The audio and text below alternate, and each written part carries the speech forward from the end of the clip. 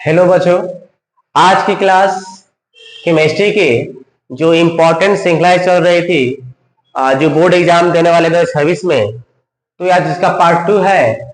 इसके पहले पार्ट 1 बना चुके हैं और जो लोग वीडियो नहीं देखे हैं आप प्लीज उस वीडियो को देखिए, ठीक है।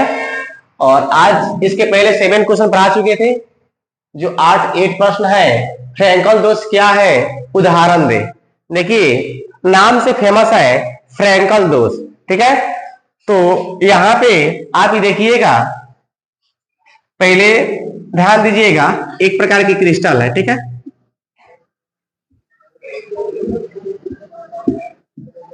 ध्यान समझिएगा। और इस प्रकार क्रिस्टल में प्लस और माइनस जो है रहते हैं, plus minus plus minus plus minus plus minus plus minus plus minus plus. देखिए, नाम है फ्रैंकल दोष, तो कोई पूछेगा फ्रैंकल दोष क्या है, आपको बताना है, तो ध्यान रखिएगा। तो बताइएगा जवाब कि फ्रैंकल दोष क्रिस्टल में वैसा उत्पन्न दोष जो कोई धनायन या ऋणायन, ध्यान सुनिएगा, धनायन या ऋणायन निकलकर इसके अंतराली स्थान में आके फंस जाते हैं, उसी को कहते हैं फ्रैंकल दोष। अब आपके मन में सवाल आएगा कि सर ये बताइएगा, ये प्लस और माइनस में अंतराली स्थान में क्या फंसता है। ध्यान देखिए, ज्यादातर यहाँ पे आयन जो है प्लस आकर क्या होते हैं, फंस जाते हैं, जिन्हें हम क्या कहते हैं, फ्रैंकल दोष। अब फाइनली परिभाषा सुन लीजिएगा कि फ्रैंकल दोष क्या है, तो बोलिएगा क्रिस्टल में वैसा उत्पन्न दोष जो धनायन या ऋणायन, विशेषकर धनायन, ज्यादा मात्रा में क्या धनायन निकलकर अंतराली स्थान में फंस जाते हैं या चले जाते हैं, तो ऐसे उत्पन्न दोष को क्या कहते हैं, फ्रैंकल दोष। आई थिंक समझ गए होंगे, ठीक है। अब आएगा सर आप एग्जाम्पल दीजिएगा। एग्जाम्पल की बात करें तो AgBr, AgCl, AgI। अब आपके मन में सवाल आएगा कि सर आप शॉर्टकी दोष के बारे में बताए थे, उसमें भी एग्जाम्पल AgBr दिए थे और फ्रैंकल में भी AgBr दे रहे हैं, क्या दोनों, क्या मामला क्या है। देखिएगा, Ag जो सिल्वर ब्रोमाइड है, एक शॉर्टकी और फ्रैंकल, ये दोनों दोष इसके साथ उत्पन्न होते हैं। याद रखिएगा, ये थोड़ा मतलब मिसलेनियस में अपवाद में आप इसे याद रखिएगा, आता है ऑब्जेक्टिव में कि कौन सी कंपाउंड है जो शॉर्ट के फ्रैंकल दोनों दोष उत्पन्न करते हैं, तो AgBr, ये बात ध्यान रखिएगा। चलिए नेक्स्ट सवाल है, आयनिक क्रिस्टल के द्रव्यमान उच्च क्यों होते हैं। तो अब सवाल आएगा कि सर आयनिक क्रिस्टल क्या है, तो आयनों के द्वारा जो बने हुए क्रिस्टल होते हैं, सर ये क्या बात करते हैं, वही प्लस और माइनस के द्वारा जो बने हुए क्रिस्टल होते हैं, क्या कहते हैं, आयनिक क्रिस्टल कहते हैं। अब आएगा कि सर इसकी द्रव्यमान उच्च क्यों होते हैं। देखिएगा, द्रव्यमान उच्च होने का कारण है कि इसके बीच जो है मजबूत आकर्षण बल लगता है, यानी प्रबल होता है, बहुत ही काफी मजबूत होता है। इसे अलग करने के लिए काफी हमें उष्मा यानी हीट की आवश्यकता होती है, इसीलिए क्या होते हैं, इसके द्रव्यमान उच्च होते हैं। फिर समझ जाइए, कोई पूछेगा आयनिक क्रिस्टल के द्रव्यमान उच्च होते हैं क्यों, जवाब दीजिएगा, आयनिक क्रिस्टल के द्रव्यमान उच्च इसलिए होते हैं क्योंकि इसके बीच मजबूत आकर्षण बल लगता है और इनके तो अलग करने के लिए काफी ज्यादा उष्मा की जरूरत पड़ती है, इसलिए इसके द्रव्यमान क्या होते हैं, उच्च होते हैं। ठीक है, समझ गए होंगे। चलिए नेक्स्ट है, ब्रेग का समीकरण क्या है और समीकरण लिखे। देखिएगा, इसमें ये आपकी ऑब्जेक्टिव के लिए देखने को मिलता है, ठीक है ना, हालांकि 2 मार्क्स में भी पूछने जाने की संभावना है। तो देखिएगा, 1913 में WL एंड WB, ये 2 लोग हैं।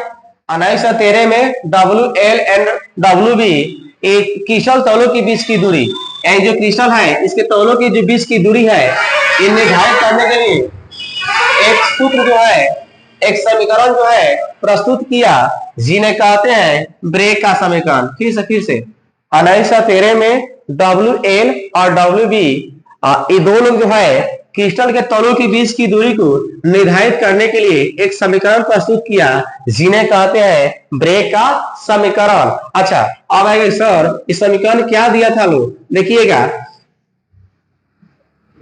एन लेमडा बराबर 2d साइन थीटा।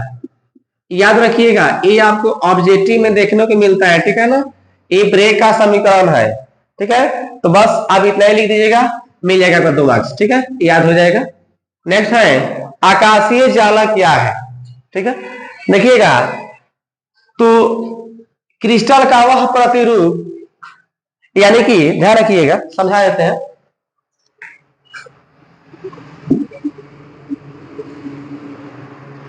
यानी कि क्रिस्टल का वह प्रतिरूप, क्रिस्टल का, हिमालय के क्रिस्टल का वह प्रतिरूप जो उसकी व्यवस्थित व्यवसाय कोणों को प्रदर्शित करता है। सॉरी, व्यवस्थित व्यवसाय कोण का बोल रहा है, यानी कि ध्यान रखिएगा, एक क्रिस्टल है, इसका इसी का रूप जो व्यवस्थित कोणों की, यानी जहां जहां ध्यान रखिएगा, ये दिख रहा है ना कोण, इसी को कहते हैं क्या चीज, आकाशीय जालक, ठीक है ना। ध्यान रखिएगा, क्रिस्टल का वह प्रतिरूप जो इसके कोणों की व्यवस्थित व्यवस्था को दिखाता है या प्रदर्शित करता है, उसी को कहते हैं क्या चीज, आकाशीय जालक, ठीक है, याद हो गया होगा। चलिए नेक्स्ट है बिंदु दोष क्या है। देखिए, जो क्वेश्चन करा रहा है सब शॉर्ट क्वेश्चन है, ये आपकी विगत जो परीक्षा होने वाली है 2026 में, ये सब चैप्टर वाइज है। यहाँ पे अभी ठोस अवस्था चालू किया है, चैप्टर 1 है ठोस अवस्था, तो उसी के अभी 15 इंपॉर्टेंट क्वेश्चन जो है आज करा रहे हैं। इसके पहले पार्ट 1 में हो चुका है 7 क्वेश्चन, उसके बाद आज हम करा रहे हैं, और ये आपके लिए एग्जाम के लिए बहुत ही लाभदायक साबित होगा। आप डेली जरूर पढ़िएगा, क्योंकि रिवीजन कीजिएगा तभी आपको याद होगा, अदरवाइज आप सुनकर आ जाइए कोई फायदा नहीं होगा। आप इसे नोट डाउन करते चलिएगा। देखिए, अब है कि बिंदु दोष क्या है, तो ध्यान रखिएगा, नाम से फेमस है बिंदु दोष, यानी कहीं ना कहीं दोष क्या है, बिंदु दोष है। यानी कि अब यहाँ पे देखिएगा, जब किसी क्रिस्टल में से कोई कण गायब हो जाए, सर नहीं समझ में है मतलब का, ध्यान रखिएगा। जैसे मान लीजिए एक क्लासरूम है, इस क्लासरूम में से कोई लड़का अचानक गायब हो जाए, एक लड़का अचानक गायब हो जाए, तब क्या कहिएगा, सर इस क्लास में एक दोष उत्पन्न हो रहा है, बिल्कुल कहिएगा। उसी प्रकार जब क्रिस्टल का निर्माण होता है, ध्यान रखिएगा, अगर कोई कण बीच में से कोई गायब हो गया, कहां से, यानी क्रिस्टल के निर्माण में कोई कण गायब हो जाता है, उसी का कहते हैं बिंदु दोष कहते हैं। ये बात ध्यान रखिएगा। अब बात है कि सर डोपिंग या अवद्रवन क्या है। देखिएगा, डोपिंग या अवद्रवन के बारे में जानना है, तो यहां पे देखिए, जब शुद्ध और चालक में, ठीक है ना, अब याद रखिएगा, शुद्ध और चालक में बाहर से कोई अशुद्धि मिला देते हैं, तो ये मिलाने की जो प्रक्रिया है वो डोपिंग कहलाता है। सर नहीं समझ में है, मतलब यही हुआ कि घर में जब खाना बनता है, तो मान लीजिए दाल बनता है, जब दाल बना लिए तो शुद्ध आपका दाल बन गया, अब बाहर से कोई तीसरा उसमें कुछ डाल दिया, अलग से मिला दिया अशुद्धि के रूप में, जो आपको दाल को भंग कर दे, यानी खराब कर दे, वही क्या है, डोपिंग या अवद्रवन। मतलब यही हुआ कि जब शुद्ध और चालक में जब बाहर से कोई अशुद्धि मिलाते हैं, वो मिलाने की जो प्रक्रिया है वो क्या कहलाइएगा, डोपिंग या अवद्रवन कहलाएगा। ध्यान रखिएगा, यानी कि वही बात कि मान लीजिए दाल बन गया था, दाल क्या था, शुद्ध था, उसमें आप ऊपर से और ज्यादा एक्स्ट्रा नमक डाल दिए, तो आपके लिए क्या काम करेगा, डोपिंग का काम करेगा। बिल्कुल वही चीज है, समझ जाइए। उसके बाद से क्रिस्टल में एफ केंद्र क्या है, ठीक है ना। अब सुनिएगा, एफ केंद्र का मतलब ये होता है, देखिए इसको एफ केंद्र के नाम से तो जानते ही है, इसके याद है कि अन्य नाम इसे रंग केंद्र भी कहते हैं। इसे एफ केंद्र का दूसरा नाम अगर पूछा जाए तो रंग केंद्र के नाम से भी जानते हैं, याद रखिएगा। अब सवाल है कि सर किसे कहते हैं, तो वह स्थान जहां ऋणायन रिक्तिका में, ध्यान रखिएगा, वह स्थान जहां ऋणायन रिक्तिका में इलेक्ट्रॉन उपस्थित होते हैं। सर नहीं समझ में आया, मतलब यही हुआ, मान लीजिए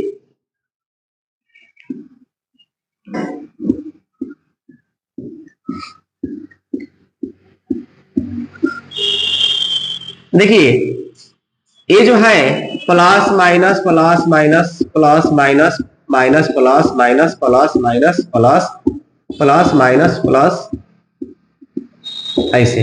तो ध्यान रखिएगा कि वह स्थान, इसमें देखिए दिख रहा है ना क्रिस्टल, वह स्थान जहां ऋणायन रिक्तिका में इलेक्ट्रॉन, यहाँ ऋणायन है ना, यहाँ हटा दीजिए, अब यहाँ पे क्या आ जाएगा, इलेक्ट्रॉन उपस्थित होगा, उसी को कहते हैं एफ केंद्र।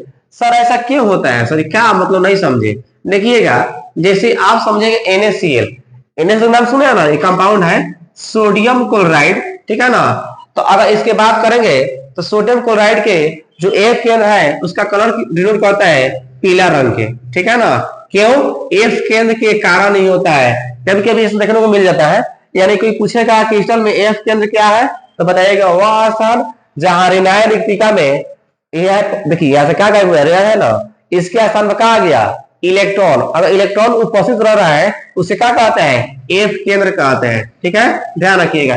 एक और बात इसमें छूट गया था कि फ्रैंकल दोष में इसका दूसरा का नाम होता है विस्थापन दोष, ध्यान रखिएगा, इसका दूसरा नाम क्या है, विस्थापन दोष।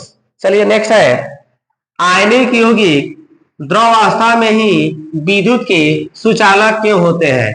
अब सवाल आएगा सर ये आयनिक यौगिक क्या होता है, क्या मतलब नहीं समझ में आ रहा है, ध्यान रखिएगा। आयनों के द्वारा बनाई हुई, जैसे मान लीजिए NaCl, आप नाम सुने हैं NaCl, बिल्कुल नाम सुने होंगे। ये क्या है, नमक है, नमक का सूत्र होता है क्या चीज, NaCl। अब सवाल आएगा सर मान लीजिए NaCl है, अगर ये द्रव रहे, यानी कि द्रव मैंने लिक्विड के रूप में रहे, तो ये क्या होते हैं, विद्युत के सुचालक होते हैं। ऐसा कारण क्या है बताइए पहले। देखिएगा, सबसे पहले चीज इसका कारण यह है कि जो आयनिक यौगिक होते हैं वो द्रव अवस्था में एक्चुअली क्या होते हैं कि इसके जो कण होते हैं वो तैरते रहते हैं। यानी कि इसके सिंपल बात बताएं, इसके बीच से जैसे मान लीजिए NaCl है, तो जाहिर सी बात है जब लिक्विड अवस्था में रहता है तो एक Na पर कौन सा चार्ज है, प्लस, और Cl पर क्या है, माइनस है। तो ध्यान रखिएगा, द्रवित या गलित अवस्था में, यानी कि जब लिक्विड होता है तो इसके आयन क्या होते हैं, गतिशील होते हैं। क्या होते हैं, गतिशील होते हैं। फिर से आयनिक यौगिक द्रव अवस्था में ही विद्युत के सुचालक के होते हैं। तो जवाब लिखिएगा, इसलिए होते हैं क्योंकि द्रवित या गलित अवस्था में क्या होते हैं, गतिशील होते हैं। गतिशील का मतलब क्या, इसे कौन इधर उधर भागते रहते हैं, ठीक है ना। अब क्या होता है, वही ठोस अवस्था में क्या होते हैं, ये स्थिर होते हैं, यानी कि जहां वहीं पर रहेंगे। जैसे नमक जो है अगर ढेला के रूप में रहेगा, यानी ठोस के रूप में रहेगा, तो बाबू क्या रहेगा, वो विद्युत के क्या होगा, कुचालक। सर ऐसा क्यों, क्योंकि उसका आयन जो है वो गतिशील होगा नहीं, जहां है वही रहेगा, मजबूत रहेगा, ठीक है ना। यानी कि वो अपने स्थान पर क्या रहेगा, स्थिर रहेगा। इसलिए आयनिक जो यौगिक होते हैं क्या, द्रव अवस्था में विद्युत के सुचालक होते हैं। ध्यान रखिएगा, ये जो वीडियो है ये चैप्टर 1 के जो इंपॉर्टेंट जो क्वेश्चन था 15 को हो गया लगभग। पार्ट 1 इसके पहले करा चुके हैं, पार्ट 2 है, तो इतना इससे बाहर नहीं आएगा। सेकेंड बात ये भी है कि आप लोग जो वीडियो है अगर ऐसे नहीं लिख पाते हैं तो इसका परिभाषा ऐसे बोली ही है, तो आप लोग जरूर इसे लिखिएगा। और इसका पार्ट 3 आएगा ऑब्जेक्टिव के रूप में। मैंने सवाल इसमें से कौन सा टॉपिक से कितना ऑब्जेक्टिव पूछेगा उस प्रकार हम लाएंगे, ठीक है ना। तो आज के लिए इतना ही, जय हिंद।